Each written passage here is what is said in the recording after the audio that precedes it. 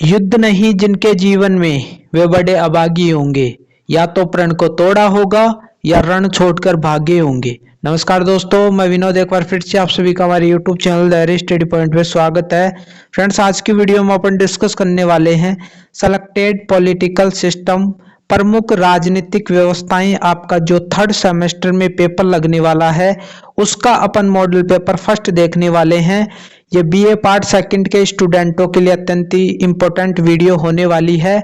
इस वीडियो में चाहे आप नॉन कॉलेज के स्टूडेंट हो चाहे रेगुलर कॉलेज के स्टूडेंट हो, दोनों के लिए अत्यंत इम्पोर्टेंट वीडियो होने वाली है। इसमें अपन इम्पोर्टेंट क्वेश्चनों पर बात करने वाले हैं। तो आइए वीडियो को स्टार्ट करते हैं। यहाँ पर सबसे पहले इसका एग्जाम पैटर्न देख लेते हैं। जो पेपर पैटर्न रहने वाला है वो अपन बढ़िया तरीके से देख लेते हैं। तो सबसे पहले अपन रेगुलर कॉलेज के स्टूडेंटों के देख लेते हैं। 3 घंटे का आपका पेपर रहने वाला है रेगुलर स्टूडेंटों का, और आप सबको पता है कि 120 अंकों का आपका ये पेपर रहने वाला है। 30 अंक का आपका मिड टर्म एग्जाम हो जाता है। टोटल 150 अंकों का आपका पूरा पेपर हो जाता है। पास मार्किंग 48 अंक आपको लाने होते हैं। पिछली बार जो पैटर्न रहा था वो का वो पैटर्न अभी भी है, तो आपको कंफ्यूज नहीं होना है। नॉन कॉलेज के स्टूडेंटों की यहाँ पर अपन बात करते हैं तो उनके कुल अंक 150 अंकों का रहने वाला है। पास मार्किंग की आप बात करोगे यहाँ पर तो 60 अंक आपके रहने वाले हैं। तो वही पहले वाला जो पेपर पैटर्न था वो का वो पेपर पैटर्न अभी है, बस बुक का नाम बदला है और कुछ भी नहीं है। यहाँ पर जो आपका पेपर रहने वाला है, जो आप एग्जाम में पेपर दोगे, वो 3 पार्टों में बटा हुआ होगा। जो पहला पार्ट आपके सामने ए वाला दिख रहा है जिसे खंड ए भी बोलते हैं, उसमें टोटल 10 क्वेश्चन आने वाले हैं, छोटे क्वेश्चन, और प्रत्येक क्वेश्चन 2 अंकों का रहने वाला है। तो इस प्रकार ये जो पूरा का पूरा आपका पार्ट ए रहने वाला है वो 20 अंकों का हो जाएगा। यहाँ पर बढ़िया तरीके से क्वेश्चन अपन देख लेते हैं कौन कौन से इंपॉर्टेंट क्वेश्चन बन सकते हैं। बाकी आप जहां से भी पढ़ रहे हो वो भी आपको पढ़ना है और इनको भी पढ़ना है, आपको नुकसान नहीं होने वाला है। यहाँ पर पहला क्वेश्चन आपके सामने दिख रहा है, मैग्ना कार्टा से क्या अभिप्राय है। बार बार क्वेश्चन आता रहता है, 2 अंकों का क्वेश्चन है, 2 अंकों का क्वेश्चन ये आएगा। और ये कितने शब्दों में आपको लिखना है, यहाँ पर मैंने ऊपर लिख भी रखा है, यानी 20 शब्दों में आपको इसका आंसर देना है। यानी आपके 3 लाइनों में ये क्वेश्चन का जो आंसर है वो लिखना है। यहाँ पर दूसरा क्वेश्चन, पॉकेट वीटो क्या है। पॉकेट वीटो आप बार बार नाम सुनते हो, भारत में जो राष्ट्रपति है उसके पास में पॉकेट वीटो होता है। तो इसके बारे में आप बढ़िया तरीके से सुन भी रखे हो और आप है ना जो बढ़िया तरीके से इसको पढ़ भी लोगे। इसका सीधा सीधा सा अर्थ मैं बता देता हूं। वैसे तो जैसे ही संसद से कोई भी विधेयक होता है वो पास होकर जब राष्ट्रपति के पास में जाता है, राष्ट्रपति यदि उस पर हस्ताक्षर नहीं करे और अपने पास रख ले, यानी कोई प्रतिक्रिया नहीं दे रहा है, एक प्रकार से गेज में डाल ले, यानी पॉकेट जिसे बोलते हैं। पॉकेट का मतलब क्या होता है, गांव की भाषा में गेज बोलते हैं ना उसको। तो उसी से निकला है कि राष्ट्रपति कोई प्रतिक्रिया नहीं दे रहा है वहां पर, यानी उसने अपने पॉकेट में डाल लिया है उस विधेयक को और कोई अनुमति नहीं दे रहा है। इससे ही अपन पॉकेट वीटो कहते हैं। तो बढ़िया तरीके से आप पढ़ लोगे। अगला क्वेश्चन आप देखोगे, राजा और राजमुकुट में 2 अंतर लिखिए। राजा और राजमुकुट, ये आप ब्रिटिश जो संविधान पढ़ोगे उसमें उस चैप्टर में वहां पर आपको ये क्वेश्चन देखने को मिलेगा। इंपॉर्टेंट क्वेश्चन है, 2 अंकों का क्वेश्चन रहने वाला है। चौथा क्वेश्चन, मंत्रिपरिषद और मंत्रिमंडल में अंतर लिखिए, 2 अंकों का क्वेश्चन है। अमेरिकी संविधान की 2 प्रमुख विशेषताएं बताइए। ब्रिटिश संविधान की 2 प्रमुख विशेषताएं लिखिए। तो यहां पर आपने देखा कि सेम क्वेश्चन रिपीट हो रहा है विशेषताओं से लेकर, यानी अलग अलग देशों के संविधान की विशेषता वो पूछता है। जैसे यहाँ पर अमेरिकी संविधान की 2 विशेषताएं पूछ सकता है, ब्रिटिश संविधान की दो विशेषताएं पूछता है, और ये एक क्वेश्चन तो आता ही आता है। आप जापान का संविधान पढ़ो तो उसकी दो विशेषताएं आप बढ़िया तरीके से तैयार कर लेना। जैसे स्विट्जरलैंड का संविधान पढ़ो तो उसकी दो विशेषताएं आप बढ़िया तरीके से ध्यान में रखोगे। चीन का संविधान पढ़ रहे हो तो दो विशेषता उसकी, तो उससे यानी विशेषता से रिलेटेड एक क्वेश्चन आता ही आता है। या तो वो छोटा क्वेश्चन बनाकर देगा, या 10 अंकों का क्वेश्चन बनाकर देगा, या फिर बड़ा क्वेश्चन आपको बनाकर वो दे सकता है। विशेषताओं से क्वेश्चन आता है। प्रीवियस क्वेश्चन भी आप उठाकर देखोगे तो वहां पर भी वो सारी सारी चीजें आपको देखने को मिलेंगी। अगला क्वेश्चन है, स्विट्जरलैंड में प्रत्यक्ष लोकतंत्र की सफलता के दो कारण बताइए। तो प्रत्यक्ष लोकतंत्र स्विट्जरलैंड में पाया जाता है, और ये प्रत्यक्ष लोकतंत्र वहां पर भी पाया जाता है जहां पर अधिकतर जनसंख्या कम होती है, उन देशों में ये सफल होता है। हमारे जैसे देशों में प्रत्यक्ष लोकतंत्र सफल नहीं हो सकता। ठीक है, आगे आप देखोगे जापान के संविधान में उल्लेखित दो नागरिक कर्तव्य लिखिए। तो जापान से रिलेटेड ये क्वेश्चन भी आता रहता है। इसके बाद में अमेरिकी संविधान कब बनकर तैयार हुआ। अब आप देख पा रहे हो इस प्रकार के क्वेश्चन भी आते हैं। तो वन लाइनर के क्वेश्चन है, बस आपको इसमें डेट ही तो लिखनी है ना। तो इस प्रकार के क्वेश्चन भी वो बीच में से बनाकर देता है, तो उसी प्रकार आपको बढ़िया तरीके से तैयार करना है। और यहाँ पर आप देख रहे हो ब्रिटेन में मैग्ना कार्टा कब स्वीकार किया गया। तो ये मैग्ना कार्टा बार बार आता है, तो इसको तो बढ़िया तरीके से आप ध्यान में रखोगे। इससे रिलेटेड जो भी चीजें हैं वो बढ़िया तरीके से आप पढ़ लोगे। अब 10 क्वेश्चन तो मैंने बता दिए, इनको तो बढ़िया तरीके से करना ही है। बाकी आपको क्या करना है, जो बड़े क्वेश्चन मैं बताऊंगा उनको आपको बुक से पढ़ना है। बुक में पढ़ोगे तो छोटे क्वेश्चन भी आपके ये 10 के 10 क्वेश्चन सही हो सकते हैं, क्योंकि मैं आपको जो 8 क्वेश्चन बताऊंगा आगे, यदि उनको पूरा कर लेते हो तो कहीं ना कहीं उनसे छोटे क्वेश्चन भी बनाकर दे देता है, और छोटे क्वेश्चन वहां से ही निकलते हैं। 10 क्वेश्चन करना है, यदि आप सीरीज पढ़ रहे हो तो वहां से छोटे क्वेश्चन कर लोगे। यानी इन 10 क्वेश्चनों से काम नहीं चलने वाला, क्योंकि वो बीच में से बनाकर दे दे तो फिर क्या करोगे। तो जो मैं बता रहा हूँ वही आपको करना है। बड़े क्वेश्चनों को आप बुक से पढ़ने के लिए मैंने इसलिए बोला आपको, क्योंकि आपने फर्स्ट ईयर में भी देखा होगा, फर्स्ट सेमेस्टर सेकंड सेमेस्टर दिया होगा, तो काफी सारे स्टूडेंट कमेंट करते हैं कि हमारे जितना लिखा था उतना नंबर तो उन्होंने दिया ही नहीं। इसका मेन कारण है कि आपके जो मटेरियल है, स्टडी मटेरियल है, वो सही नहीं है। आप सीरीजों से पढ़ते हो, उसमें सारी की सारी चीजें शॉर्ट दे रखी होती हैं, और शॉर्ट चीजों से आप मन में सोच कर देखो, तर्क करो इस बात पर। मेरी बातों पर ऐसे ऐसे विश्वास मत किया करो। आपका माइंड है, आप तर्क करो कि क्या सही बोल रहा है या गलत बोल रहा है। कोई गलत भी बोल देता है तो आपको तर्क करना चाहिए कि क्या वो दे पाएगा नंबर आपको।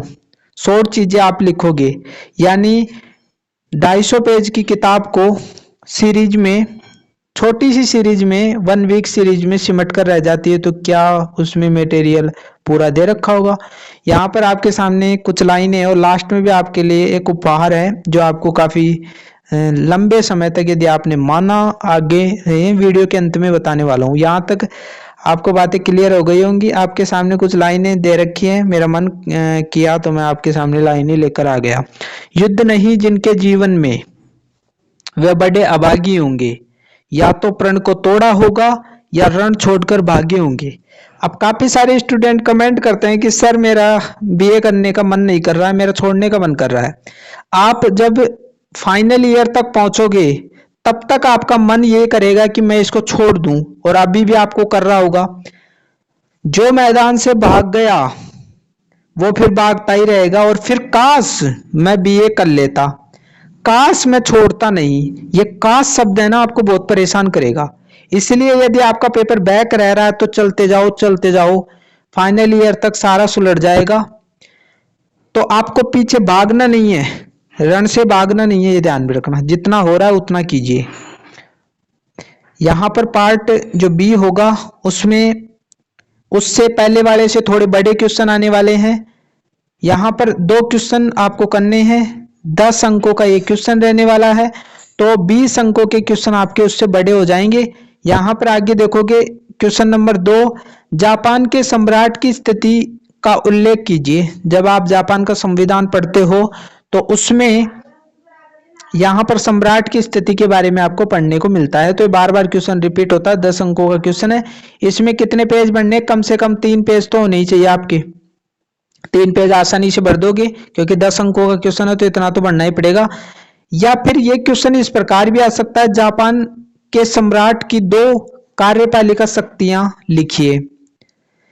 कार्यपालिका से रिलेटेड शक्तियां, ये इस क्वेश्चन से थोड़ा अलग है, लेकिन ये सम्राट से संबंधित ही क्वेश्चन है, तो दोनों को आपको बढ़िया तरीके से तैयार करना है, कैसे भी पूछा जा सकता है। यहाँ पर अगला क्वेश्चन आप देखोगे, स्विस संविधान। सबसे पहले तो ये स्विस क्या है, यानी स्विट्जरलैंड को ही शॉर्ट में स्विस बोलते हैं। तो स्विट्जरलैंड का संविधान, अमेरिकी संविधान, ब्रिटिश संविधान, जापान संविधान की कोई 4 विशेषताएं लिखिए। अब ये टोटल 4 क्वेश्चन है, मैंने एक क्वेश्चन में ही बता दिया। अब आपको इनको बड़े तरीके से तैयार कैसे करना है, मैंने विशेषताओं में पहले बताया था, विशेषता से क्वेश्चन बढ़ा सकता है। तो आपको पहले तो स्विस संविधान की कोई 4 विशेषता तैयार करनी है, ब्रिटिश संविधान की 4 विशेषताएं तैयार करनी है, और अमेरिकी संविधान की और जापान संविधान की। इस प्रकार 4 क्वेश्चन आपके ये तैयार करने हैं, इससे बाहर आपका नहीं जाएगा। इससे बड़ा क्वेश्चन भी बनाकर देगा तो थोड़ा बहुत आप लिख दोगे तो बढ़िया नंबर आ जाएंगे आपके। इसके बाद में विधि के शासन से क्या अभिप्राय है, तो ये क्वेश्चन भी इंपॉर्टेंट है, 10 अंकों का है। तो यहाँ पर टोटल आपके 4 क्वेश्चन आएंगे, जिसमें से आपको 2 क्वेश्चन करने हैं। ओके, यहाँ तक बात आपको क्लियर हो गई होगी। आगे बढ़ते हैं। खंड स जो होगा, पार्ट सी जो होगा, उसमें बड़े क्वेश्चन आपके आने वाले हैं। बड़े क्वेश्चन 20 अंकों का क्वेश्चन होगा, टोटल 8 क्वेश्चन देगा, जिसमें 4 करने हैं, तो आपके 80 अंकों के क्वेश्चन ये हो जाएंगे। इसके बाद में 5वां जो क्वेश्चन आने वाला है, अमेरिकी या अमेरिका की न्यायिक पुनरावलोकन व्यवस्था का आलोचनात्मक परीक्षण कीजिए। बार बार क्वेश्चन रिपीट होता रहता है, और 2 क्वेश्चन अमेरिका के देता है, यानी अथवा में देता है, जिसमें से आपको एक करना होता है। या फिर वो ये पूछ सकता है, अमेरिका के संविधान की संघात्मक विशेषताओं का आलोचनात्मक परीक्षण कीजिए। ये संघात्मक जो ढांचा है वहां का, उसकी विशेषता वो पूछ सकता है। तो विशेषता पढ़ने में ज्यादा जोर नहीं आता है, ठीक है। तो ये क्वेश्चन बढ़िया तरीके से आपको तैयार करने हैं। इनसे छोटे क्वेश्चन भी बनाकर दे सकता है, 10 अंकों के क्वेश्चन भी बनाकर दे सकता है, तो बड़े क्वेश्चन इंपॉर्टेंट है। इसके बाद में आगे चलोगे, ब्रिटिश संविधान की प्रमुख विशेषताओं का विवेचन कीजिए। ये विशेषताओं से क्वेश्चन तो आता ही आता है, एक क्वेश्चन तो वो देगा। या फिर इस प्रकार भी पूछ सकता है, राजमुकुट शब्द से क्या अभिप्राय है, सम्राट और राजमुकुट में क्या अंतर है। 20 अंकों का क्वेश्चन आ सकता है, तो दोनों में से आपको एक करना होगा, वहां पर दोनों तैयार करने हैं। ये राजमुकुट शब्द के बारे में भी 2 अंकों का क्वेश्चन बनाकर दे सकता है। आगे चलते हैं। 7वां क्वेश्चन है, चीन गणराज्य में नागरिकों के मूल कर्तव्यों एवं अधिकारों का मूल्यांकन कीजिए। 20 अंकों का क्वेश्चन है, बड़े तरीके से आपको करना है। पिछले सालों में भी आया हुआ है। स्विट्जरलैंड के प्रत्यक्ष प्रजातंत्र या लोकतंत्र मान लो की विशेषताओं की विवेचना कीजिए।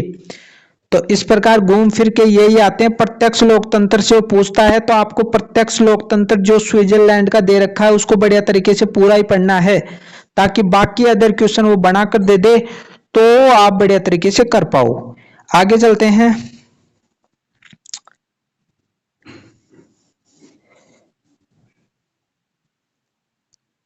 यहां पर आपके सामने दिख रहा है 8वां क्वेश्चन, चीन के संविधान की प्रमुख विशेषताओं की विवेचना कीजिए। अब चीन के संविधान की विशेषता पूछ ली तो बड़ा क्वेश्चन इससे रिलेटेड तो आता ही है।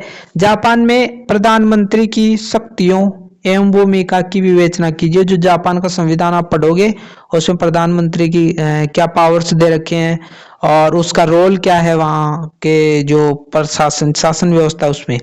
तो यहाँ तक बात आपको क्लियर हो गई होगी। टोटल 8 क्वेश्चन होंगे, 2 क्वेश्चन आपको 4 क्वेश्चन आपको करने हैं। अब यहाँ पर नॉन कॉलेज के स्टूडेंटों को कंफ्यूज हो रहा होगा कि ये तो 120 अंकों के क्वेश्चन ही आपने बताए हैं, 20 पहले बता दिए, 20 बाद में बता दिए, 40 और 80 कितने हो गए, 120 हो गए। लेकिन नॉन कॉलेज के स्टूडेंटों को तो 150 अंकों का पेपर बनने वाला है, तो 30 अंक वो कैसे भी एडजस्ट कर सकता है, 10-10 अंकों के क्वेश्चनों को बढ़ा सकता है, तो वो उसके ऊपर निर्भर करेगा। पिछले बार का नॉन कॉलेज के स्टूडेंटों का पेपर मेरे पास में नहीं है, इसलिए मैं इसके बारे में नहीं बता पाऊंगा। यहाँ पर लास्ट इम्पोर्टेंट बात है, इस वीडियो की सबसे इम्पोर्टेंट बात यही है, ये आपके लिए तोहफा है, यानी उपहार है एक प्रकार से। खाली पेन ही दे रहा हूँ, ठीक है। और ये धैर्य है। इसके कहने का मतलब ये है यहाँ पर कि आपकी जो कलम है ना, वो रुकनी नहीं चाहिए।